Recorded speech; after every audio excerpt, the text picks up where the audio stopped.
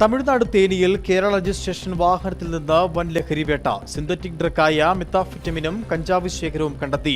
30 പൊതികളിലായിട്ടാണ് methamphetamine വാഹനത്തിൽ സൂക്ഷിച്ചിരുന്നത്. Tamil Nadu police 3 പേരെ കസ്റ്റഡിയിലെടുത്തു.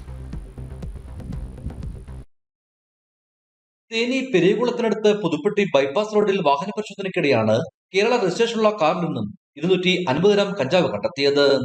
തുടർന്ന് വാഹനം വിശദമായി പരിശോധിച്ചപ്പോൾ രാജ്യാന്തര വിപണിയിൽ ലഭ്യമായ സിന്തറ്റിക് ഡ്രഗ് മെത്താഫെറ്റമിനും കണ്ടെത്തി. 30 പാക്കറ്റ് മരുന്ന് വാഹനത്തിൽ ഉണ്ടായിരുന്നതായിട്ടാണ് കണ്ടെത്തിയിരിക്കുന്നത്. ഇതോടെ വാഹനത്തിൽ സഞ്ചരിച്ച 3 പേരെ പോലീസ് കസ്റ്റഡിയിലെടുത്തു. കേസിൽ തുടരന്വേഷണം നടക്കുന്നതിനാൽ പിടികൂടിയ മയക്കുമരുന്നിന്റെ അളവും അതിന്റെ അന്താരാഷ്ട്ര വിപണിയും പോലീസ് വ്യക്തമാക്കിയിട്ടില്ല. സംഭവത്തിൽ കൂടുതൽ പേർ ഉൾപ്പെട്ടിട്ടുണ്ടെന്നാണ് പോലീസിന്റെ നിഗമനം. ഇടുക്കി വിഷൻ, കുമളി.